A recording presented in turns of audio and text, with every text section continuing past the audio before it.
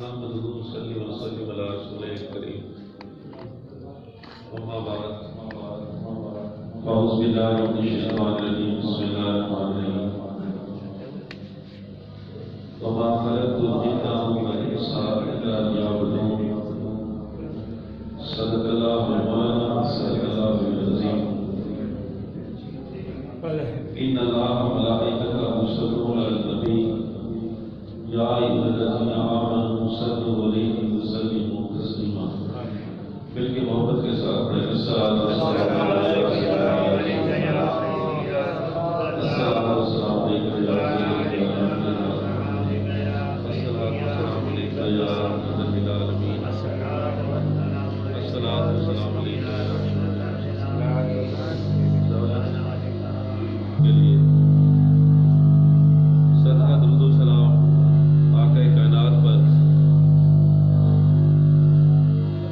کے گھرانے پر، آقا کائنات کے صحابہ کرام پر، اس پیاری امت پر اللہ تعالیٰ سے دعا ہے جو کچھ سنے اللہ پاک اس پہ عمل پیرا ہونے کی توفیق عطا فرمائے۔ دوستو ساتھیو، جمعہ المبارک کی نسبت سے آپ کے سامنے قرآن کریم کی مختصر آیت مبارکہ تلاوت کی گئی، جس میں اللہ وعلا راشد نے اس امت کو، انسانیت کو، خلقت کو مخاطب کر کے فرمایا کہ وما خلقت الجن والانس الا لیعبدون، کہ میں نے جن و انسان کو خالصاً اپنی عبادت کے لیے پیدا فرمایا۔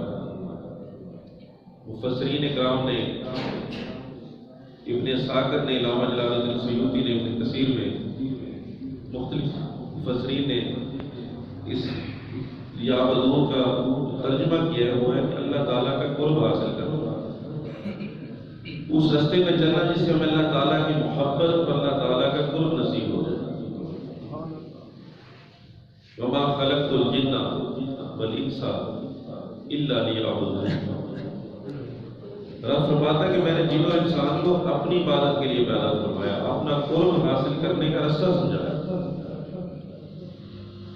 بڑی باریکی کے ساتھ آپ یہ بات سنیں گے انشاءاللہ تعالی کہ رب تعالیٰ اپنے پاک کلام مجید میں ہمیں ایک ایک بات سمجھانے کے لیے یہ قرآن پاک نازل فرمایا تاکہ اس امت کی اصلاح ہو جائے۔ اللہ وعلا راشد نے اپنے پاک کلام مجید میں ارشاد فرمایا کہ میں نے زمین کے اندر جو کچھ پیدا فرمایا وہ انسانوں کے لیے پیدا فرمایا۔ ابھی آپ کے سامنے میں مثال پیش کرتا ہوں۔ آپ کسی شخص کو اپنا ملازم رکھتے ہو، اس کو بولتے ہو کہ تمہیں 3 ٹائم کا کھانا بھی ملے گا، 2 ٹائم کی چائے بھی ملے گی، اتنی آپ کی تنخواہ ہوگی، رہائش میں ہم آپ کو دیں گے، علاج معالجے کی سہولت بھی ادا کریں گے۔ اس نے کام کیا کرنا ہے؟ وہ مالک اس کو بولتا ہے کہ تم نے اس مشین پہ صبح 9 بجے سے لے کے شام 4 بجے تک ڈیوٹی دے دی۔ وہ شخص چائے بھی پیتا ہے، کھانا بھی کھاتا ہے، رہائش بھی استعمال کر رہا ہے، تنخواہ بھی لیتا ہے، میڈیکل کی سہولتیں بھی لیتا ہے، لیکن وہ بندہ اس مشین کے اوپر اپنی ڈیوٹی نہیں انجام دیتا۔ آپ دل پہ ہاتھ رکھ کے فیصلہ کرو، کیا مالک اس کو رکھے گا کہ نکال دے گا؟ ایک شخص کو آپ تنخواہ بھی دے رہے ہیں، کھانا بھی اچھا دے رہے ہیں، ملازمت کچھ ہوتی ہے، اس کا کام یہ ہے کہ اس نے صبح 8 بجے یا 9 بجے سے لے کے شام 5 بجے تک اس مشین کے اوپر یا اس کمپیوٹر کے اوپر ڈیوٹی دینی ہے۔ لیکن وہ شخص سارا کچھ لے رہا ہے، ساری سہولتیں وہ افورڈ کر رہا ہے، لیکن اپنی ڈیوٹی وہ صحیح طور پہ نہیں دے رہا، تو اس کا رزلٹ کیا نکلے گا؟ یا مالک اس کو فارغ کر دے گا۔ اب سمجھانا میں آپ کو یہ چاہتا ہوں دوستو ساتھیو، جب اللہ وعلا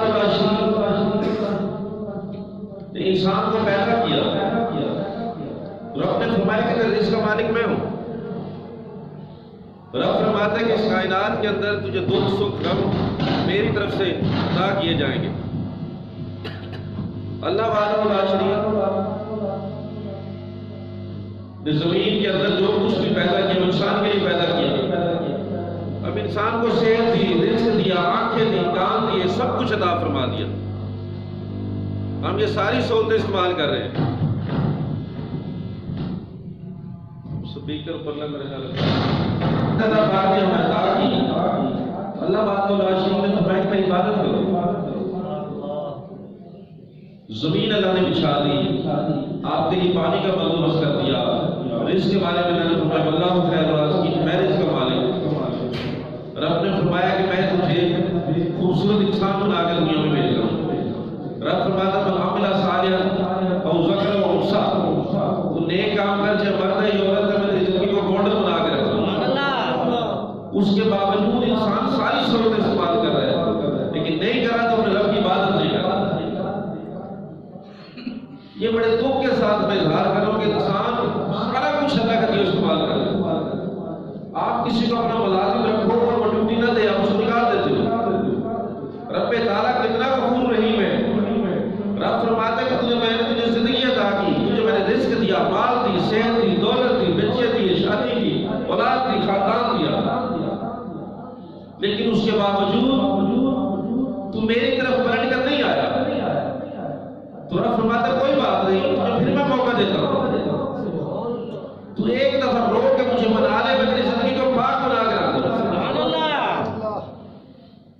اللہ وحدہ لا شریک نے انسان کو جب تخلیق کیا تو فرشتوں کو فرمایا کہ میں اپنا نائب اس دنیا کے اندر مقرر کر رہا ہوں، خلیفہ بنا کر بھیج رہا ہوں.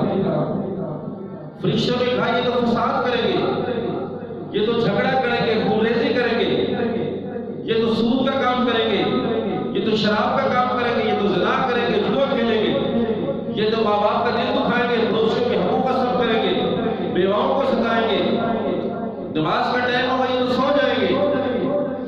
رب تعالیٰ نے فرمایا کہ تم سب کچھ ٹھیک ہے لیکن جو میں جانتا ہوں تم نہیں جانتے. تو وہ کیا نہیں جانتے کہ فرشتوں میں لوہے محفوظ میں یہ تو دیکھ لیا کہ ابو جہل سرکشی کر رہا ہے، لیکن وہ یہ بھول گئے کہ اللہ نے صدیق کو بھی پیدا کر جو رات کی تنہائی میں اللہ کو یاد کر کے روئے. اس نے ابو البختر اور ابو جہل کو تو دیکھ لی جو لوگوں کی گردنیں کاٹتے ہیں، فرشتوں نے لوہے محفوظ تھے، لیکن یہ نہیں دیکھا کہ مولا علی یہودی کے گھر مزدوری کریں گے، وہ سارے پیسے کو لا کے غریبوں میں تقسیم کر دیں. اس نے یہ نہیں دیکھا کہ عثمان غنی اس وقت جو قحط کا سال تھا اپنا کروڑوں کا مال تجارت لا کے غریبوں مسکینوں میں خرچ کر دے. اور اللہ وحدہ شریک کو کس چیز کا علم تھا؟ اللہ نے انسان کے اندر اپنے قرب کی ایک محبت پیدا کی. اللہ وحدہ شریک نے انسان کو اپنے تک پہنچنے کا ایک ذائقہ دیا جو انسان کے سینے کے اندر پنہاں. وقت کے صوفیہ کرام، اولیاء کرام اس چیز کا مجاہدہ کیا کرتے تھے. قرآن پاک میں وجاہدوا فی سبیل اللہ، رب تعالیٰ اپنے پاک کلام مجید میں ارشاد فرماتا کہ اللہ کی طرف مجاہدہ کیا کرو. صوفیہ کرام، اولیاء کرام جو مجاہدہ یہ ذائقہ روز دیکھتے تھے، اپنے اندر جھانک کے دیکھتے تھے کہ آج اللہ کی محبت ہمارے اندر کتنی پیدا ہو گئی ہے، کتنی کمزور ہو گئی. وہ پھر اپنا محاسبہ کرتے تھے کہ کل مجھے اللہ کی محبت اتنی اٹوٹ تھی کہ جب حیا علیہ السلام کا میں لفظ سنتا تھا تو میرے جسم میں کرنٹ آ جاتا تھا. آج کیا ایسی وجہ ہوئی کہ حیا علیہ السلام کا ترانہ سننے کے باوجود میرے اندر جنبش پیدا نہیں ہوئی. وہ اپنا محاسبہ کرتے تھے، وہ اپنے اندر اس ذائقے کو محسوس کرنے کے لیے دن رات اللہ کی یاد میں مست رہتے، روتے تھے، تڑپتے تھے. اور پھر اللہ پاک نے اس کو مقام عطا فرما دیا. مقام کیا رب فرماتا ہے کہ میں اس کا قرب عطا فرما دیتا ہوں، پھر میں اس کے ہاتھ بن جاتا ہوں، اس کے پیر بن جاتا ہوں، زبان بن جاتا ہوں، پھر اس کے کان بن جاتا ہوں. عجیب انسان ہے، دنیا میں آیا بھول گیا، دولت کے نشے میں مست ہو گیا، شراب کی رعنائیوں میں، تنہائیوں میں، پیراہن میں وہ ڈوب گیا اور بھول گیا کہ میں اس وحدہ لا شریک کی طرف پلٹ کر جانا ہے جس نے مجھے دنیا میں خالصاً اپنی عبادت کے لیے پیدا فرمایا. تو فرشتوں کو کس بات کا علم نہیں تھا؟ فرشتوں کو اس بات کا علم نہیں تھا کہ اللہ نے انسان کے اندر وہ حس، وہ محبت، وہ عشق رکھا ہوا ہے کہ جو بھی ہستی اس سے ملنا چاہے گی اس رستے میں چلے گی، میں اپنا دیدار کروں. سبحان اللہ. فرشتوں نے صرف یہ دیکھا یہ جہالت ہے، لڑیں گے، جھگڑیں گے، فساد کریں گے، لیکن فرشتے اس چیز سے قاصر ہو گئے کہ رب کی محبت انسان کے اندر پنہاں ہے. اور رب اپنے بندوں سے کتنا پیار کرتا ہے، رب اپنے بندوں سے کتنا پیار کرتا ہے. انسان کا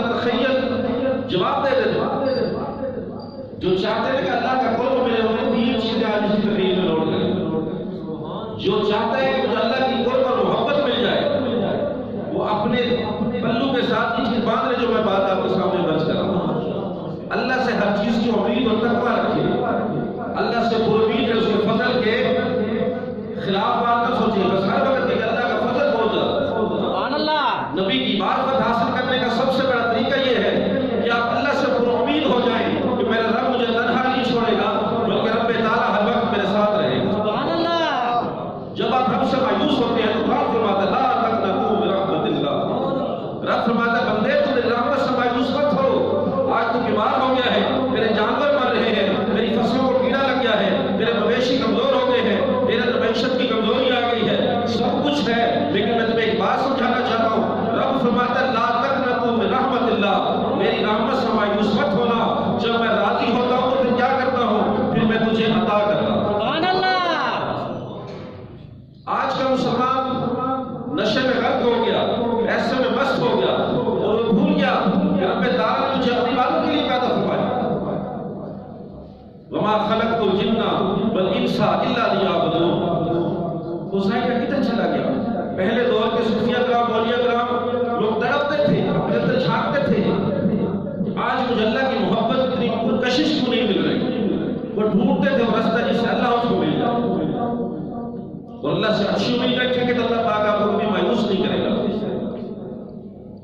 ترمذی شریف میں صحابہ کرام بیٹھے ہیں، صحابہ کرام نے ایک چڑیا کے بچوں کو اٹھا لیا، چھوٹے بچے تھے معصوم، وہ چڑیا نے آ کے میرے قریب آ کے کندھے میں بیٹھ کے بات کی کہ حضور انہوں نے میرے بچے اٹھا لیے، میں تڑپ رہی ہوں، بے چین ہوں۔ تو میرے قریب آ کے صحابہ کرام کو فرمایا کہ جاؤ اس چڑیا کے بچے واپس رکھ دو۔ تو صحابہ کرام نے چڑیا کے بچے واپس رکھ دیے، تو میرے قریب آ کر آنکھوں سے آنسو جاری ہو گئے۔ فرمایا کہ جس طرح یہ چڑیا اپنے بچے کے لیے تڑپ رہی تھی، وہ گم گئے، اللہ وعدہ شریف کی رحمت اپنے بندے کے لیے تڑپتی ہے، بیقرار رہتی ہے کہ کب یہ گناہوں سے توبہ کر کے میرے دستے پہ، میرے چوکھٹ پہ آ کے سجدہ ریز ہو جائے۔ جو بندہ تڑپ کے اللہ کی بارگاہ میں سجدہ ریز ہوتا ہے تو رب تعالیٰ کیا فرماتا ہے؟ رب فرماتا ہے فلا نحیینہ حیاتا طیبہ، اے بندے میں نے تیری زندگی کو پاک بنا کے رکھ دیا۔